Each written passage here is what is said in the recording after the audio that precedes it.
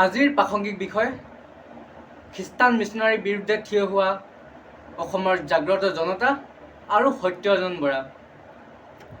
মই ক'বলৈ বিচাৰিছোঁ যে যিটো বিষয় আজি আলোচনা কৰিব বিচাৰিছোঁ সেই বিষয়টো যাতে অলপ চালি জাৰি চাই কিনে আপোনালোকে বিবেচনা কৰি ল'ব, তাৰপিছত মন্তব্য কৰিব।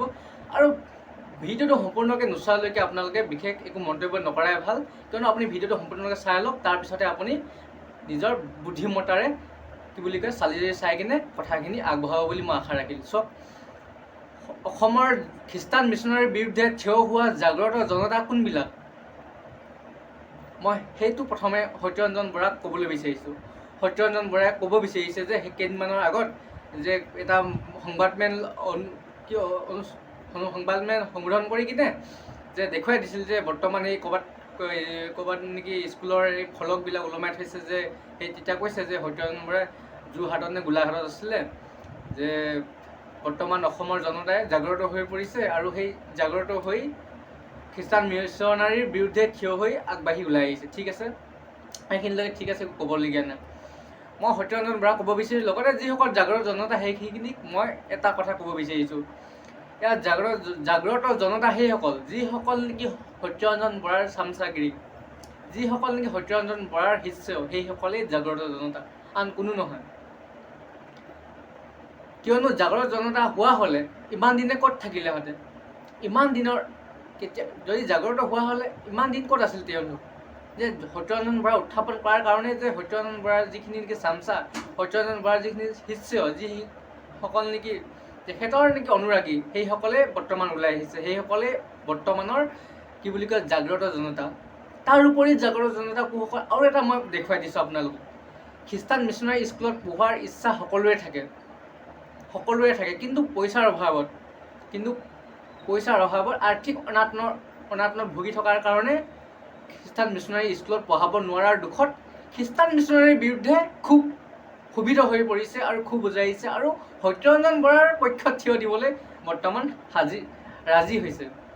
সেইসকলে অসমৰ খ্ৰীষ্টান মিছনাৰীৰ বিৰুদ্ধে থিয় হোৱা জাগ্ৰত জনতা সেইসকল যিসকল নেকি আৰ্থিক অভাৱত খ্ৰীষ্টান মিছনাৰী স্কুলত পঢ়াব পৰা নাই। ইচ্ছা আছে, পঢ়িবলৈ ইচ্ছা আছে, নিজৰ ল'ৰাক পঢ়াবলৈ ইচ্ছা আছে, পঠিয়াবলৈ ইচ্ছা আছে, খ্ৰীষ্টান মিছনাৰী স্কুলত পঢ়াই কিনে শিক্ষিত কৰাৰ ইচ্ছা আছে, কিন্তু তেখেতৰ আৰ্থিক অভাৱৰ কাৰণে, টকাৰ অভাৱৰ কাৰণে খ্ৰীষ্টান মিছনাৰী স্কুলত পঢ়াব নোৱাৰাৰ দুখত ক্ষোভিত হৈছে, খঙতে ক্ষোভ উজাৰিছে আৰু সত্যৰঞ্জন বৰাৰ পক্ষত থিয় হৈ কিনে কৈছে যে আমি জাগ্ৰত হৈ পৰিছোঁ খ্ৰীষ্টান মিছনাৰীৰ বিৰুদ্ধে।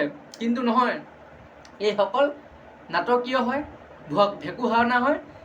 মই ক'ব বিচাৰিছোঁ, এনেকুৱা এজন মানুহ ওলাই দেখুৱাওক, যিজন অভিভাৱকৰ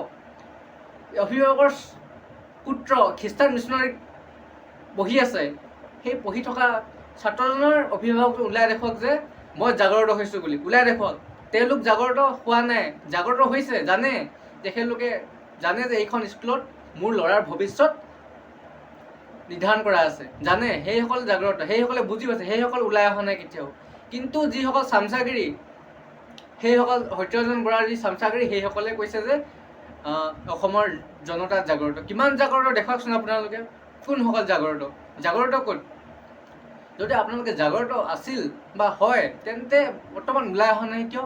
যে মেছেজৰ জৰিয়তে, ফোন কলৰ জৰিয়তে সম্পূৰ্ণ আপোনাৰ ইমেজটো দেখুৱাই দিয়ক সংবাদ মাধ্যমৰ আগত, যে মই জাগ্ৰত হৈ ওলাই আহিছোঁ, মোৰ পুত্ৰ খ্ৰীষ্টান মিছনাৰী স্কুলত পঢ়ে আৰু মোৰ তাত গৈ মোৰ ল'ৰাই অত্যাচাৰ বলি হৈছে, আৰু কিবা ধৰ্মীয় কিবা ৰীতি নীতি জোৰ জবস্তি কৰি তেখেতক জাপি দিয়া হৈছে বুলি এনেকুৱা এজন অভিভাৱক ওলাই আহক, যে সংবাদ মাধ্যমৰ আগতে হওক, ছ'চিয়েল মিডিয়াৰ আগতে হওক, য'তেই হওক, ওলাই আহক, আমি চাম বাৰু কোনজন জাগ্ৰত জনতা। বৰ্তমান জাগ্ৰত জনতা বুলিবলৈ সেই সত্যৰঞ্জন বৰাই এক মুষ্টিমীয় এমুঠি কেইজনমান মানুহ, যিসকলে নেকি খ্ৰীষ্টান মিছনাৰী স্কুলত পঢ়াব নোৱাৰাৰ দুখতহে সেইসকল খ্ৰীষ্টান মিছনাৰীৰ বিৰুদ্ধে মাত মাতিবলৈ ওলাই আহিছে।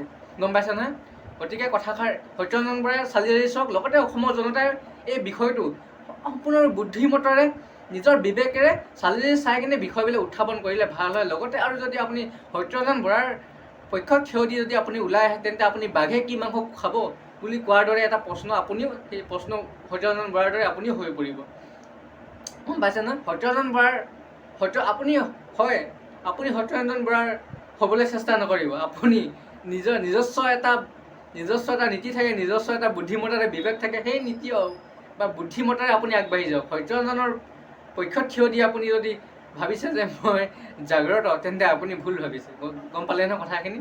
মই বেছি দীঘলীয়া কৰিব বিচৰা নাই, বিষয়বস্তুখিনি অলপ ভাবি চিতি চাই ল'ব আৰু কথাখিনি, তাৰপিছত উপস্থাপন কৰিলে মই ভাল পাম। গম পাইছে নহয়? তেন্তে শেষত জয় অসম, ভাৰত মাতা কি জয়।